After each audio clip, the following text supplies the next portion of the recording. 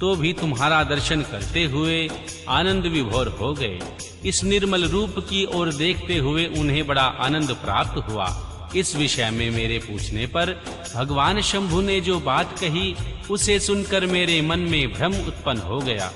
अतः राघवेंद्र, मैंने उनकी आज्ञा लेकर तुम्हारी परीक्षा की है। श्री राम, अब मुझे ज्ञात हो गया तुम साक्षात विष्णु हो।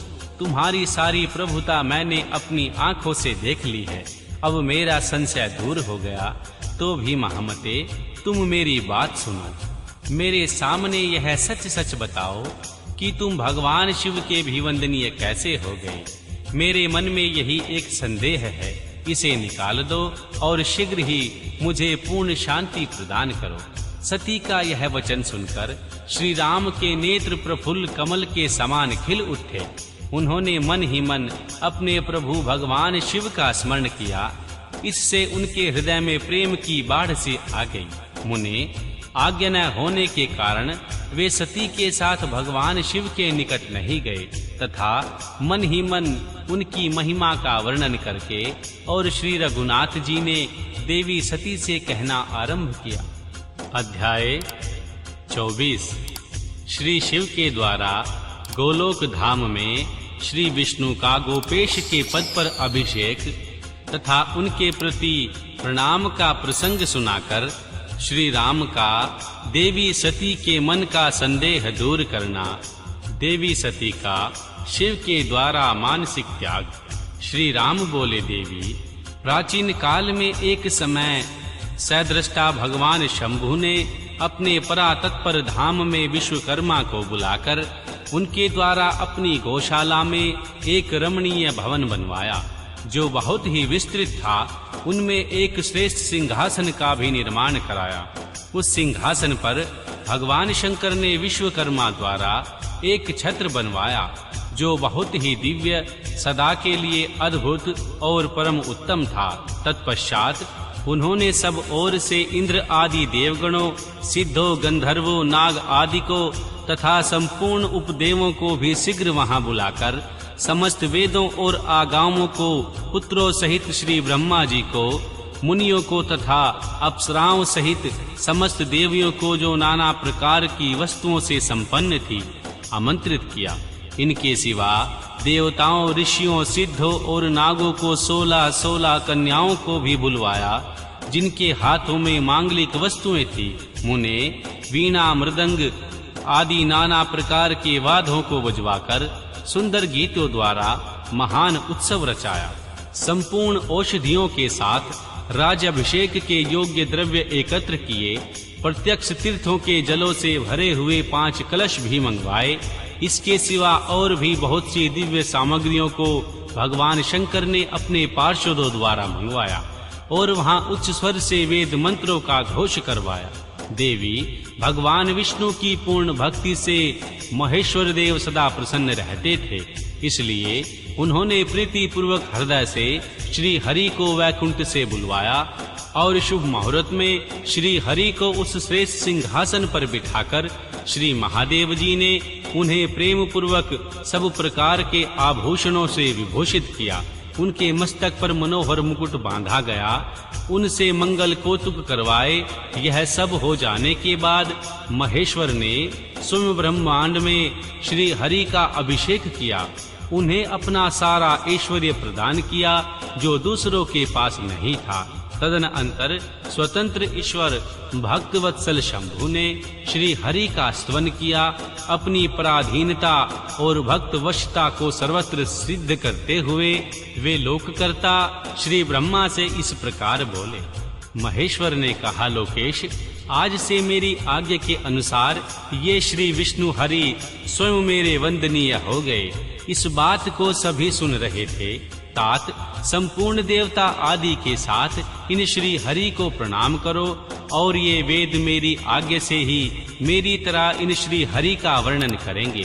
श्री रामचंद्र जी कहते हैं, देवी, भगवान विष्णु की शिव भक्ति देखकर प्रसन्नचित्त हुए वरदायक भक्त वत्सल रुद्रदेव ने उपयुक्त बात कहकर स्वयं ही गरुड़ ध्वज को प्रणाम किया। तदनंतर श्री ब्रह्मा आदि देवताओं, मुनियों और सिद्ध आदि ने भी उस समय श्री हरि की वंदना की। इसके पश्चात प्रसन्न हुए भक्त वत्सल महेश्वर ने देवताओं के समक्ष श्री हरि को बड़े-बड़े वर प्रदान किए। महेश बोले, हरे तुम मेरी आज्ञा से संपूर्ण लोकों के कर्ता, पालक और संहारक हो। धर्म, अर्थ और काम के दाता तथा दुर्नीति अथवा अन्याय करने वाले दुष्टों को दंड देने वाले हो। महान बल पराक्रम से संपन्न जगत पूज्य जगदीश्वर बने रहो। समरागण में तुम कहीं भी जीते नहीं जा सकोगे, मुझसे भी तुम कभी पराजित नहीं होगे। तुम मुझसे मेरी दी हुई 3 प्रकार की शक्तियां ग्रहण करो। एक तो इच्छा आदि की सिद्धि, दूसरी नाना प्रकार की लीलाओं को प्रकट करने की शक्ति और तीसरी तीनों लोकों में नित्य स्वतंत्रता। हरे, जो तुमसे द्वेष करने वाले हैं वे निश्चय ही मेरे द्वारा प्रयत्न पूर्वक दंडनीय होंगे। श्री विष्णु, मैं तुम्हारे भक्तों को उत्तम मोक्ष प्रदान करूंगा। तुम इस माया को भी ग्रहण करो, जिनका निवारण करना देवता आदि के लिए भी कठिन है, तथा जिनसे मोहित होने पर यह विश्व जड़ रूप हो जाएगा। हरे, तुम मेरी बाईं भुजा हो और विधाता दाहिनी भुजा। इन विधाता के भी उत्पादक और पालक होगे। मेरा हृदय रूप जो रुद्र है वही मैं हूँ, इसमें संशय नहीं है।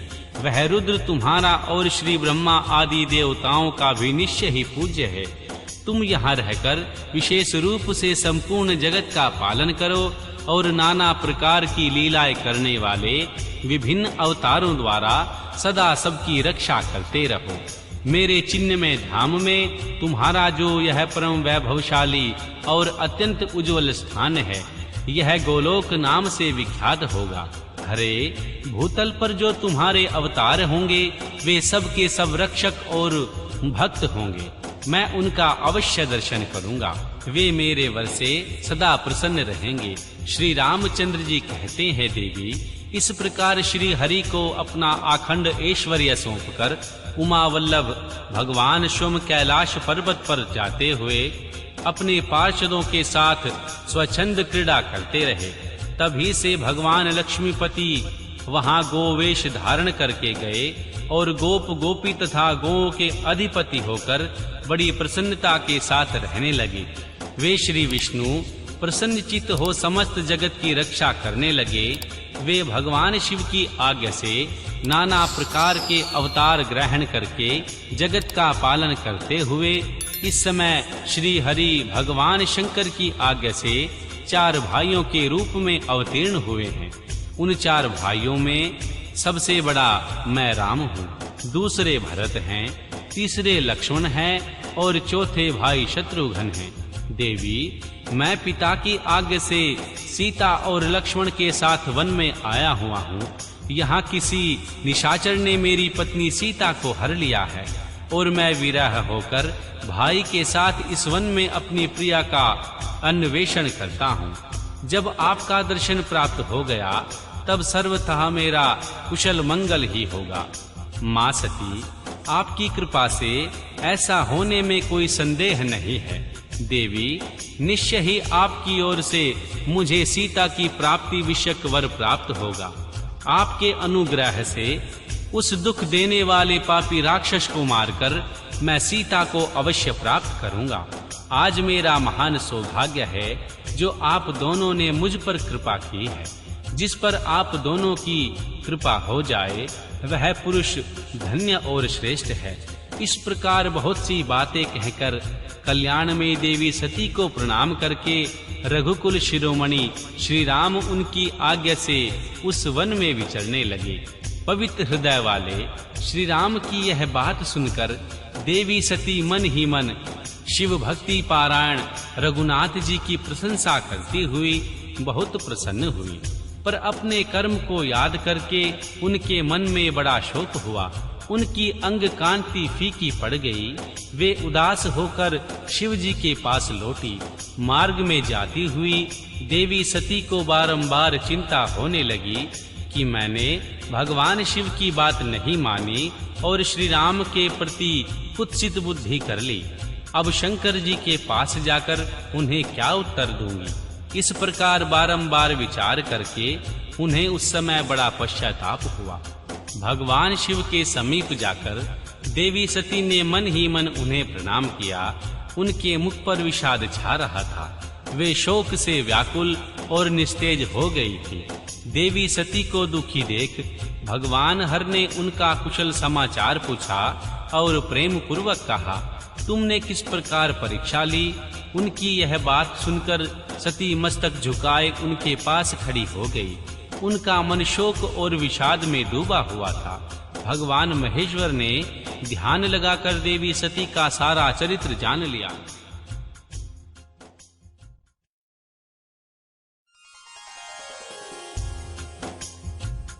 और उन्हें मन से त्याग दिया। वेद धर्म का प्रतिपालन करने वाले महेश्वर शिव ने अपनी पहले की हुई प्रतिज्ञा को नष्ट नहीं होने दिया। देवी सती का मन से त्याग करके अपने निवास भूत कैलाश पर्वत पर चले गए।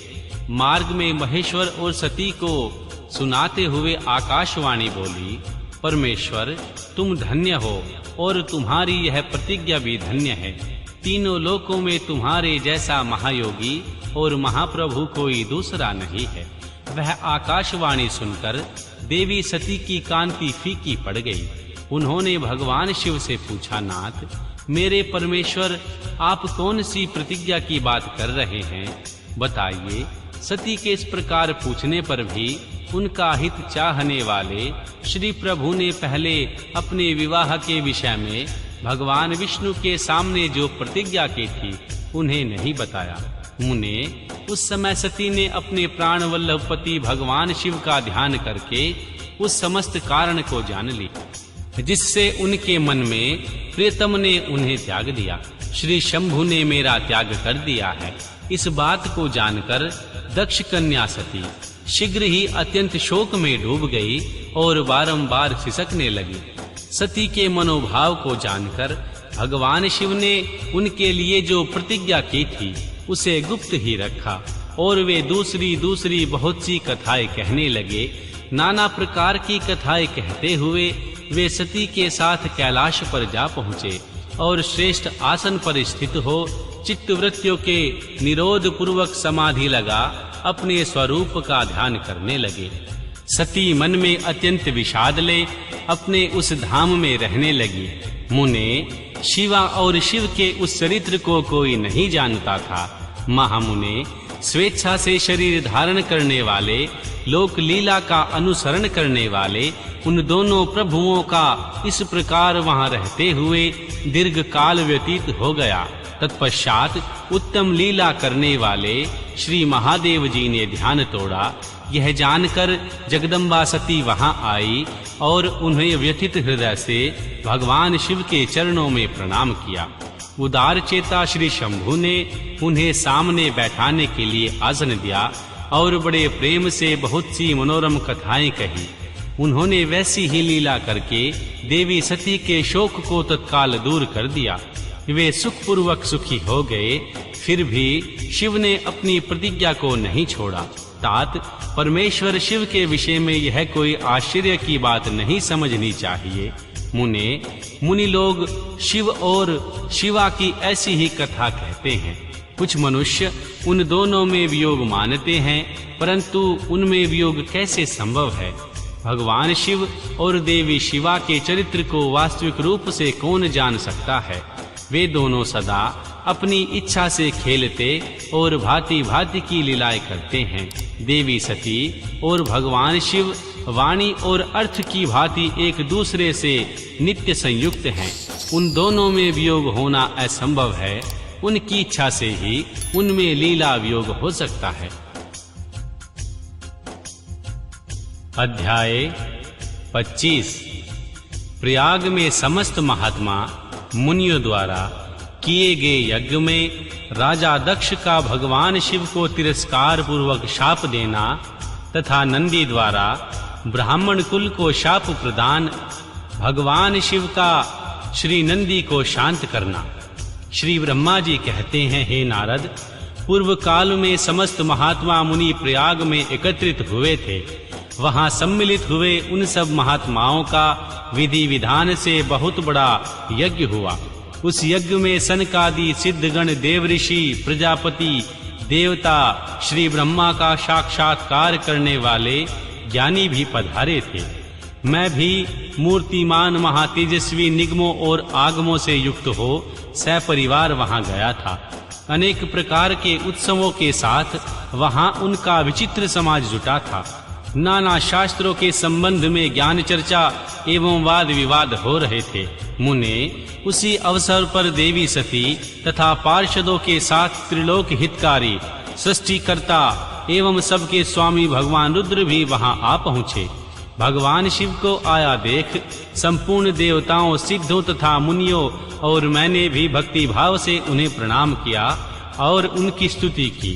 फिर भगवान शिव की आज्ञा पाकर सब लोग प्रसन्नता पूर्वक यथास्थान पर बैठ गए।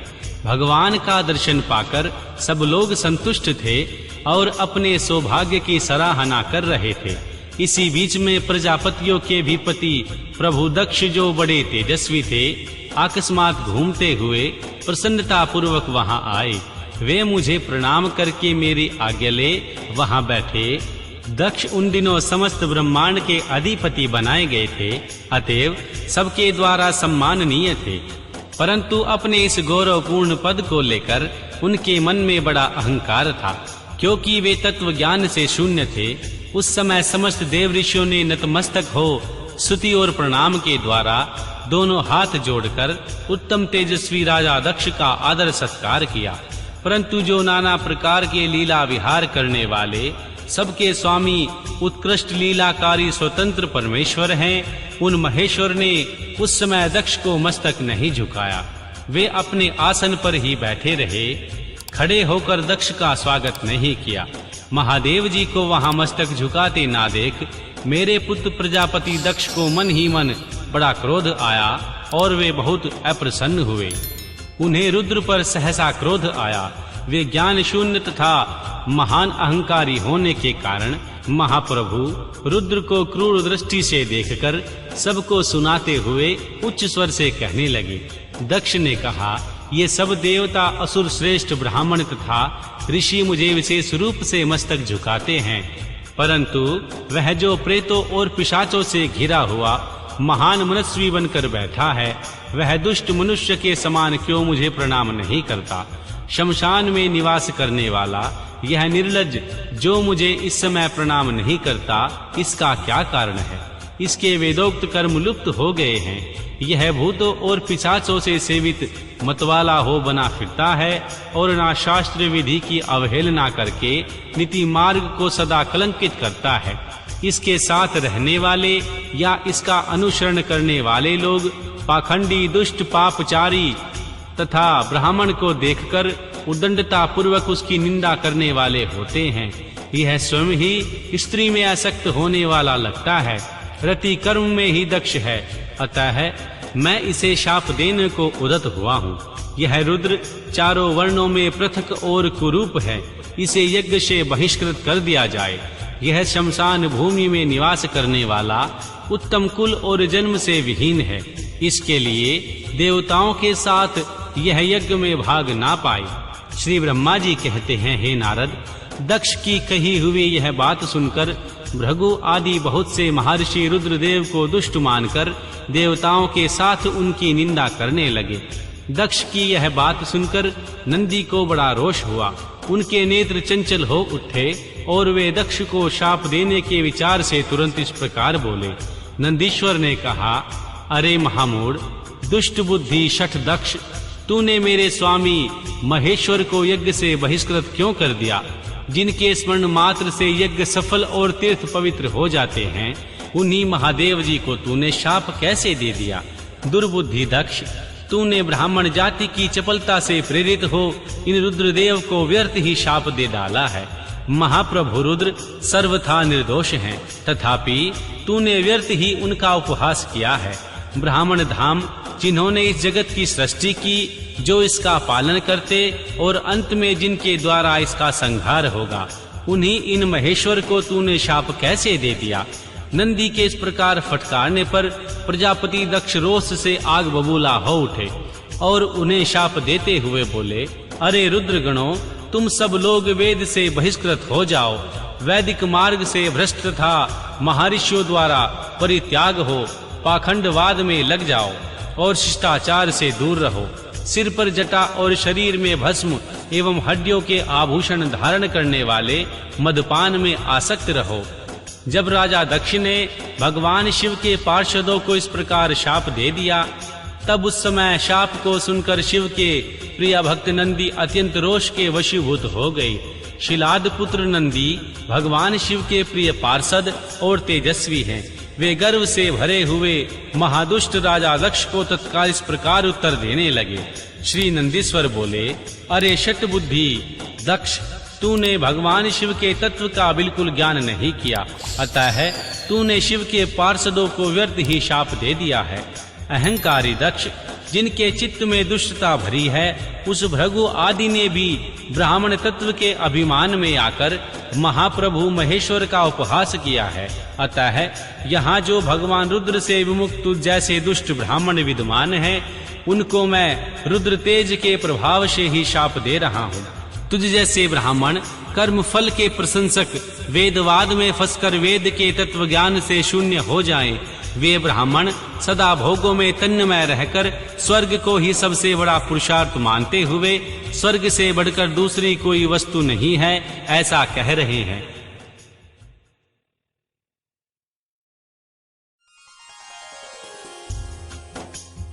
तथा क्रोध, लोभ और मद से युक्त हो निर्लज्ज भिक्षुक बने रहें। कितने ही ब्राह्मण वेद मार्ग को सामने रखकर शूद्रों का यज्ञ कराने वाले और दरिद्र होंगे, सदा दान लेने में ही लगे रहेंगे। दूषित दान ग्रहण करने के कारण वे सब के सब नरक के गामी होंगे। राजा दक्ष ने उनमें कुछ ब्राह्मण तो ब्रह्म राक्षस भी होंगे, जो परमेश्वर शिव को सामान्य देवता समझकर उनसे द्रोह करता है, वह दुष्ट बुद्धि वाला प्रजापति दक्ष तत्व ज्ञान से विमुख हो जाए। इस विषय सुख की इच्छा से कामना रूपी कपट से युक्त धर्म वाले गृहस्थ आश्रम में आसक्त रहकर कर्म कांड का तथा कर्म फल की प्रशंसा करने वाले सनातन वेद का ही विस्तार करते रहें। इसका आनंदमय मुख नष्ट हो जाए, यह आत्मज्ञान को भूलकर पशु के समान हो जाए तथा यह दक्ष कर्म भ्रष्ट हो शीघ्र ही बकरे के मुख से युक्त हो जाए। इस प्रकार कुपित हुए नंदी ने जब ब्राह्मणों और दक्ष ने महादेव जी को शाप दिया, तब वहां महान हाहाकार मच गया। हे नारद, मैं वेदों का प्रतिपादक होने के कारण शिव तत्व को जानता हूँ, इसलिए दक्ष का वह शाप सुनकर मैंने बारंबार उनकी तथा भृगु आदि ब्राह्मणों की भी निंदा की। सदाशिव महादेव जी भी नंदी की यह बात सुनकर हंसते हुए मधुर वाणी में बोले। वे नंदी को समझाने लगे। सदाशिव ने कहा, नंदिन, मेरी एक बात सुनो, तुम तो परम ज्ञानी हो, तुम्हें क्रोध नहीं करना चाहिए। तुमने भ्रम से यह समझकर मुझे शाप दिया गया, व्यर्थ ही ब्राह्मण कुल को शाप दे डाला। वास्तव में मुझे किसी का शाप छू ही नहीं सकता, अतः तुम्हें उत्तेजित नहीं होना चाहिए था। वेद मंत्राक्षरमय और सूक्तमय हैं, उनके प्रत्येक सूक्त में समस्त देहधारियों के आत्मा परमात्मा प्रतिष्ठित हैं, अतः उन मंत्रों के ज्ञाता नित्य आत्मवेता हैं। इसलिए तुम रोषवश उन्हें शाप ना दो। किसी की बुद्धि कितनी ही दूषित क्यों ना हो जाए, वह कभी वेदों को शाप नहीं दे सकता। इस समय मुझे शाप नहीं मिला, इस बात को तुम्हें ठीक ठाक समझना चाहिए। महावते, तुम सनकादि सिद्धों को भी तत्व ज्ञान का उपदेश देने वाले हो, अतः शांत हो जाओ। मैं ही यज्ञ हूँ और मैं ही कर्म यज्ञ हूँ। यज्ञों के अंगभूत समस्त उपकरण भी मैं ही हूँ। यज्ञ की आत्मा में मैं हूँ। यज्ञ पारायण यजमान भी मैं हूँ और यज्ञ से बहिष्कृत भी मैं ही हूँ। यह कौन है, तुम कौन हो और ये कौन है? वास्तव में सब मैं ही हूँ। तुम अपनी बुद्धि से इस बात का विचार करो। तुमने ब्राह्मणों को व्यर्थ ही शाप दिया है। महामते नंदिन, तुम तत्व ज्ञान के द्वारा प्रपंच रचना का बोध करके आत्मनिष्ठ ज्ञानी एवं क्रोध से शून्य हो जाओ। श्री ब्रह्मा जी कहते हैं, हे नारद, भगवान शंभु के इस प्रकार समझाने पर नंदिकेश्वर विवेक पारायण हो क्रोध रहित एवं शांत हो गए। भगवान शिव भी अपने प्राण प्रिय पार्षद नंदी को शीघ्र ही तत्व का बोध कराकर प्रथम गणों के साथ वहां से प्रसन्नता पूर्वक अपने स्थान को चल दिए। इधर रोषावेश में युक्त दक्ष भी ब्राह्मणों से घिरे हुए अपने स्थान को लौट गए, परंतु उनका चित्त शिवद्रोह में ही तत्पर हो गया। उस समय रुद्र को शाप दिए जाने की घटना का स्मरण करके दक्ष सदा महान रोष से भरे रहते थे। उनकी बुद्धि पर मूढ़ता छा गई थी। वे भगवान शिव के प्रति श्रद्धा को त्याग कर शिव पूजकों की निंदा करने लगे। तात नारद, इस प्रकार परमात्मा शंभु के साथ दुर्व्यवहार करके राजा दक्ष ने अपनी जिस दुष्ट बुद्धि का परिचय दिया था वह मैंने तुम्हें बता दी। अब तुम उनकी पराकाष्ठा को पहुंची हुई दुर्बुद्धि का वृतांत सुनो, मैं तुम्हें बता रहा हूं। अध्याय 26। राजा दक्ष के द्वारा महान यज्ञ का आयोजन। उसमें श्री ब्रह्मा, भगवान विष्णु, देवताओं और ऋषियों का आगमन, राजा दक्ष के द्वारा सबका सत्कार, यज्ञ का आरंभ, दधीचि द्वारा भगवान शिव को बुलाने का अनुरोध और राजा दक्ष के विरोध करने पर भगवान शिव के भक्तों का वहां से निकल जाना। श्री ब्रह्मा जी कहते हैं, हे नारद, एक समय राजा दक्ष ने बहुत बड़े यज्ञ का आरंभ किया। उस यज्ञ की दीक्षा लेकर उन्होंने उस समय समस्त देव ऋषियों, महर्षियों तथा देवताओं को बुलवाया। वे सभी उस यज्ञ में पधारे।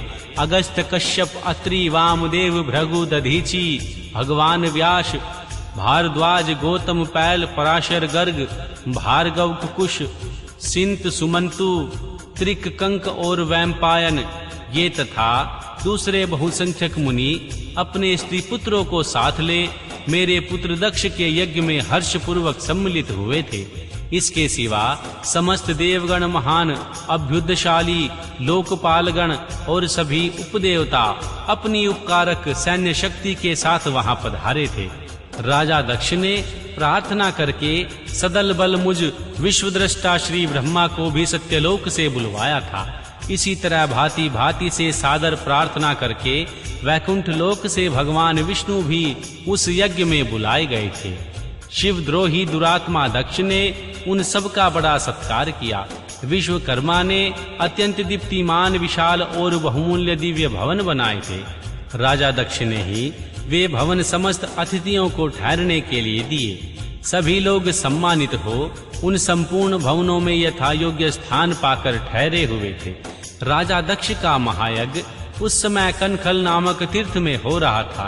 उसमें दक्ष ने भृगु आदि तपोध्वनि ऋत्विज बनाया।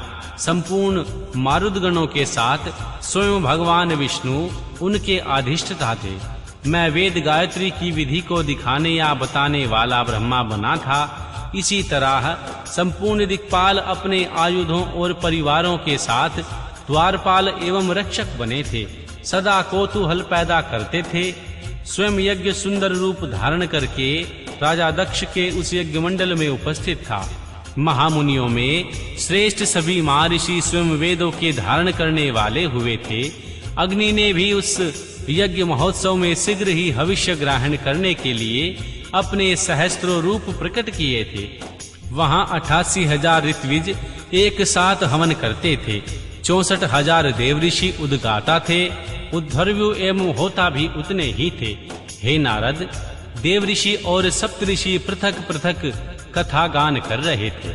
राजा दक्ष ने अपने उस महान यज्ञ में गंधर्वों, विद्याधरों, सिद्धों, 12 आदित्यों, उनके गणों, यज्ञों तथा नागलोक में विचरण करने वाले समस्त नागों का भी बहुत बड़ी संख्या में वर्ण किया था।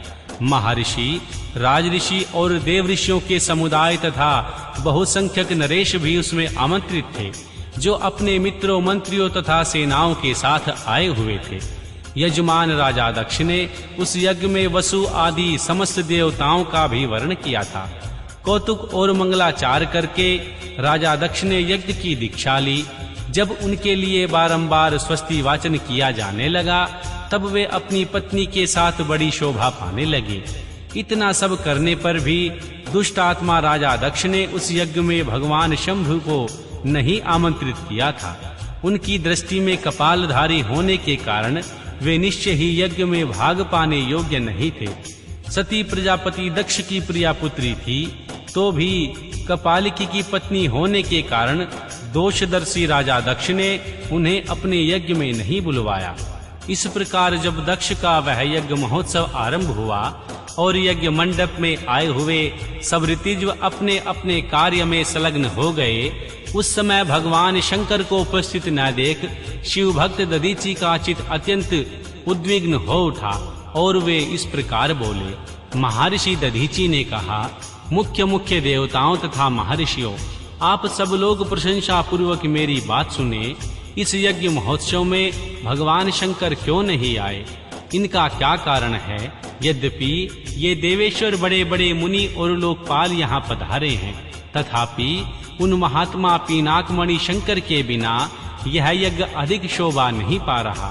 बड़े बड़े विद्वान कहते हैं, मंगलमय भगवान शिव की कृपा दृष्टि से ही समस्त मंगल कार्य संपन्न होते हैं। जिनका ऐसा प्रभाव है वे पुराण पुरुष वृषध्वज परमेश्वर श्री नीलकंठ यहाँ क्यों नहीं दिखाई दे रहे हैं? राजा दक्ष ने जिनके संपर्क में आने पर अथवा जिनके स्वीकार कर लेने पर अमंगल भी मंगल हो जाते हैं, तथा जिनके 15 नेत्रों से भी देखे जाने पर बड़े बड़े नगर तत्काल मंगलमय हो जाते हैं, उनका इस यज्ञ में पदार्पण क्यों नहीं हुआ? इसलिए तुम्हें स्वयं ही परमेश्वर शिव को यहाँ बुलाना चाहिए, अथवा श्री ब्रह्मा, प्रभावशाली भगवान विष्णु, देवराज इंद्र, लोकपाल गणों, ब्राह्मणों और सिद्धों की सहायता से सर्वथा प्रयत्न करके इस यज्ञ की पूर्ति के लिए तुम्हें भगवान शंकर को यहाँ ले आना चाहिए। आप सब लोग उस स्थान पर जाएं जहाँ महेश्वर देव विद्वान हैं। वहां से दक्ष नंदिनी सती के साथ भगवान शंभु को तुरंत यहाँ ले आए। देवेश्वरों, जगदम्बा सहित वे परमात्मा शिव यदि यहाँ आ गए तो सब कुछ पवित्र हो जाएगा। उनके स्मरण से, उनके नाम लेने से सारा कार्य पुण्यमय हो जाता है।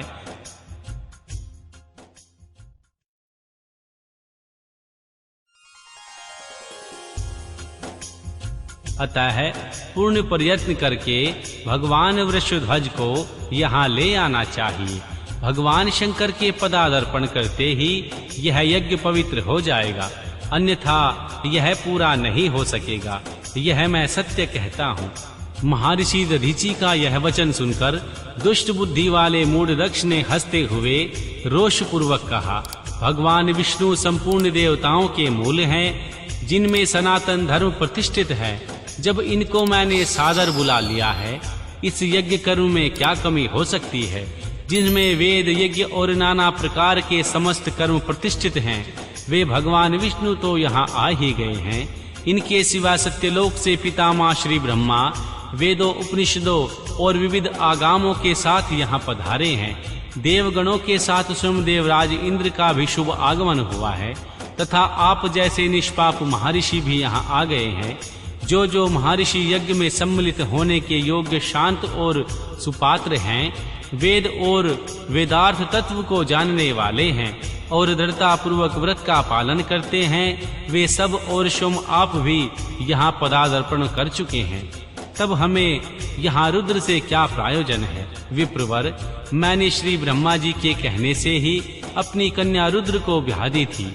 वैसे मैं जानता हूँ हर कुलीन नहीं है, उनके न माता है न पिता है। वे भूतों और प्रेतों और पिशाचों के स्वामी हैं, अकेले रहते हैं। उनका अतिक्रमण करना दूसरों के लिए अत्यंत कठिन है। वे आत्म प्रशंसक, मूढ़, जड़, मौनी और ईर्ष्यालु हैं। इस यज्ञ कर्म में बुलाए जाने योग्य नहीं हैं, इसलिए मैंने उनको यहाँ नहीं बुलवाया। अतः दधीचि जी, आपको फिर कभी ऐसी बात नहीं कहनी चाहिए। मेरी प्रार्थना है आप लोग सब मिलकर मेरे इस महान यज्ञ को सफल बनावें।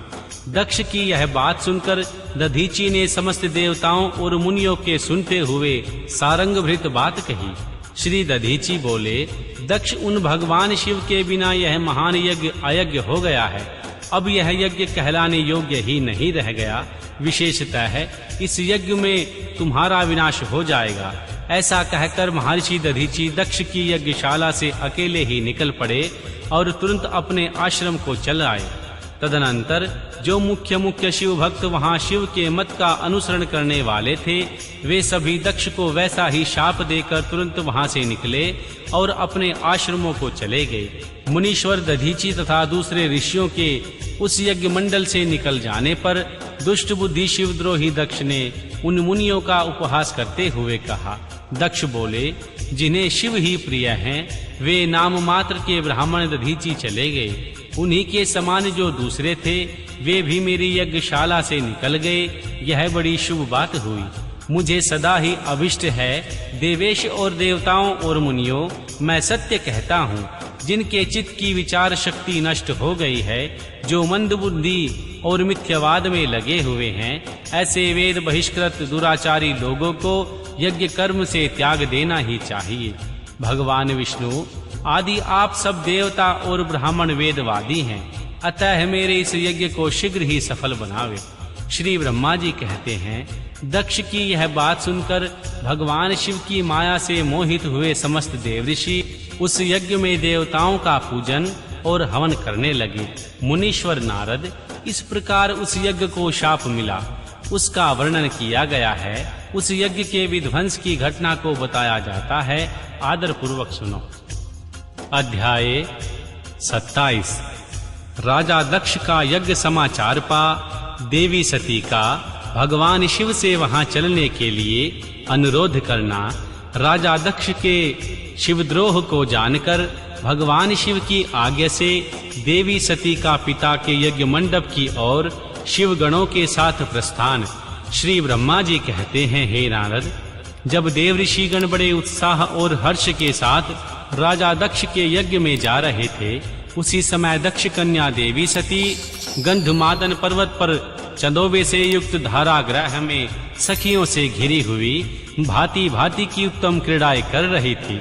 प्रसन्नता पूर्वक क्रीड़ा में लगी हुई देवी सती ने उस समय रोहिणी के साथ दक्ष यज्ञ में जाते हुए चंद्रमा को देखा। वे अपनी हितकारिणी प्राण प्यारी श्रेष्ठ सखी विजया से बोली, मेरी सखियों में श्रेष्ठ प्राण प्रिय विजय, जल्दी जाकर पूछ तो आ, ये चंद्रदेव रोहिणी के साथ वहां कहां जा रहे हैं। देवी सती के इस प्रकार आज्ञा देने पर तो उनके पास गई, उनसे यथोचित शिष्टाचार के साथ पूछा, चंद्रदेव आप कहां जा रहे हैं। विजया का यह प्रश्न सुनकर चंद्रदेव ने अपनी यात्रा का उद्देश्य आदर पूर्वक बताया। राजा दक्ष के यहाँ होने वाले यज्ञोत्सव आदि का सारा वृतांत कहा। वह सब सुनकर विजय बड़ी उतावली के साथ देवी के पास गई और चंद्रमा ने जो कुछ कहा था वह सब उसने कह सुनाया। उससे सुनकर कालिका देवी सती को बड़ा विस्मय हुआ। उसे यहाँ सूचना न मिलने का क्या कारण है, यह बहुत सोचने विचारने पर भी उनकी समझ में कुछ नहीं आया।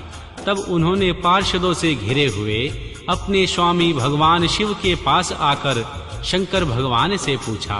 देवी सती बोली, प्रभु, मैंने सुना है कि मेरे पिताजी के यहाँ कोई बहुत बड़ा यज्ञ हो रहा है, उसमें बहुत बड़ा उत्सव होगा, उसमें सब देव ऋषि एकत्र हो रहे हैं। देवेश्वर देव, पिताजी के उस महान यज्ञ में चलने की रुचि आपको क्यों नहीं है? इस विषय में जो बात हो वह सब बताइए। महादेव, सुहार्दों का यह धर्म है कि वे सुहार्दों के साथ मिले जुले। यह मिलन उनके महान प्रेम को बढ़ाने वाला होता है। अतः मेरे प्रभु, हे मेरे स्वामी, आप मेरी प्रार्थना मानकर सर्वथा प्रयत्न करके मेरे साथ पिताजी की यज्ञशाला में आज ही चलिए। देवी सती की यह बात सुनकर भगवान महेश्वर देव, जिनका हृदय राजा दक्ष के बाणों से घायल हो चुका था, मधुर वाणी में बोले, देवी, तुम्हारे पिता दक्ष मेरे प्रति विशेष द्रोही हो गए हैं। जो प्रमुख देवता और ऋषि अभिमानी, मूढ़ और ज्ञान शून्य हैं, वे ही सब तुम्हारे पिता के यज्ञ में गए हैं। जो लोग बिना बुलाए दूसरों के घर जाते हैं, वे वहां अनादर पाते हैं, जो मृत्यु से भी बढ़कर कष्टदायक है। अतः प्रिय, तुमको और मुझको तो विशेष रूप से दक्ष के यज्ञ में नहीं जाना चाहिए, क्योंकि वहां हमें बुलाया नहीं गया है। यह मैंने सच्ची बात कही है। महात्मा महेश्वर के ऐसा कहने पर देवी सती रोष पूर्वक बोली, हे शंभु, आप सबके ईश्वर हैं, जिनके जाने से यज्ञ सफल होता है। उन्हीं आपको मेरे दुष्ट पिता ने इस समय आमंत्रित नहीं किया। प्रभु, उस दुरात्मा का अभिप्राय क्या है, वह सब मैं जानना चाहती हूँ। साथ ही वहां आए हुए संपूर्ण दुरात्मा देव ऋषियों के मनोभाव का भी पता लगाना चाहती हूँ। अतः प्रभु, मैं आज ही पिता के यज्ञ में जाती हूँ। नाथ, आप मुझे वहां जाने की आज्ञा दें। देवी सती के ऐसा कहने पर सर्वज्ञ सर्वद्रष्टा सृष्टिकर्ता कल्याण स्वरूप साक्षात भगवान रुद्र उनसे इस प्रकार बोले। भगवान शिव ने कहा, उत्तम व्रत का पालन करने वाली देवी, यदि इस प्रकार तुम्हारी रुचि वहां अवश्य जाने के लिए हो गई है, तो मेरी आज्ञा से तुम शीघ्र अपने पिता के यज्ञ में जाओ। यह नंदी वृषभ सुसज्जित है। तुम एक महारानी के अनुरूप राजोपचार साथ लेकर इस पर सवार हो बहुसंख्यक प्रथम गणों के साथ यात्रा करो। इस विभूषित वृषभ पर आरूढ़ हो। रुद्र के इस प्रकार आदेश देने पर सुंदर आभूषणों से अलंकृत सती देवी सब साधनों से युक्त हो पिता के घर की ओर चली। परमात्मा शिव ने ही उन्हें सुंदर वस्त्र आभूषण तथा परम उज्जवल छत्र चामर आदि महाराजोचित उपचार दिए। भगवान शिव की आज्ञा से 60,000 रुद्रगण बड़ी प्रसन्नता और महान उत्साह के साथ कौतूहल पूर्वक देवी सती के साथ चल पड़े। उस समय वहां यज्ञ के लिए यात्रा करते हुए सब और महान उत्सव होने लगा। महादेव जी के गणों ने शिव प्रिया देवी सती के लिए बड़ा भारी उत्सव रचाया। वे सभी गण कौतूहल पूर्ण कार्य करने तथा सती और भगवान शिव के यश को गाने लगे। भगवान शिव के प्रिय और महान वीर प्रथम गण प्रसन्नता पूर्वक उछलते कूदते चल रहे थे। माँ जगदम्बा के यात्रा काल में सब प्रकार से बड़ी शोभा हो रही थी। उस समय जो सुखद जय जयकार आदि का शब्द प्रकट हुआ, उससे तीनों लोक गूंज उठे। अध्याय 28। यज्ञशाला में भगवान शिव का भाग न देखकर देवी सती के रोषपूर्ण वचन राजा दक्ष द्वारा भगवान शिव की निंदा सुनकर दक्ष तथा देवताओं को धिक्कार फटकार कर देवी सती द्वारा अपने प्राण त्यागने का निश्चय। श्री ब्रह्मा जी कहते हैं, हे नारद, दक्ष कन्या देवी सती उस स्थान पर गई। वह वहां महान प्रकाश से युक्त हो यज्ञ हो रहा था। वहां देवता असुर और मुनीश्वर आदि के द्वारा कौतूहलपूर्ण कार्य हो रहे थे। देवी सती ने वहां अपने पिता के भवन को नाना प्रकार की आश्चर्यजनक वस्त्रों से संपन्न, उत्तम प्रभा से परिपूर्ण, मनोहर तथा देवताओं और ऋषियों के समुदाय से भरा हुआ देखा। देवी सती भवन के द्वार पर जाकर खड़ी हुई और अपने वाहन नंदी से उतरकर अकेली ही शीघ्रता पूर्वक यज्ञशाला के भीतर चली गई।